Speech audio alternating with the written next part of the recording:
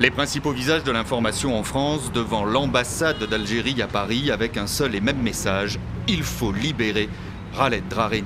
Il incarne cette jeunesse qui s'est levée dans ce pays, qui incarne aujourd'hui cette volonté d'unité nationale. Un procès précipité pour un homme qui n'a absolument rien fait de grave et de condamnable. Khaled Drareni, condamné en première instance à 3 ans de prison ferme pour officiellement incitation à attroupement non armé et atteinte à l'unité nationale. Je salue le courage de ces journalistes algériens qui ont face à eux un régime qui n'a pas bougé depuis pratiquement plus de 50 ans.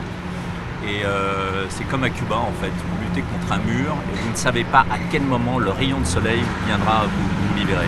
Khaled Drareni dans sa prison algérienne depuis le 27 mars dernier. C'est fou quand on y pense. Il se retrouve en prison, d'ailleurs ça se passe assez mal, son incarcération. Tout ça pour simplement avoir couvert les manifestations de Irak, sur le papier c'est fou. Le Irak, ce mouvement de protestation populaire contre le pouvoir algérien. Je trouve que c'est l'exemple parfait qui nous prouve combien la liberté de la presse et la presse est essentielle à une démocratie, combien en tout cas elle fait suffisamment peur aux dictatures pour qu'on se retrouve avec une peine d'une lourdeur extrême, inimaginable. Khaled Drareni, journaliste algérien mais aussi correspondant à Alger de l'ONG internationale Reporters sans frontières. Le pouvoir algérien a voulu faire un exemple pour intimider tous les journalistes en Algérie et il a fait un symbole de défense de la liberté de la presse, un symbole de résistance à la censure.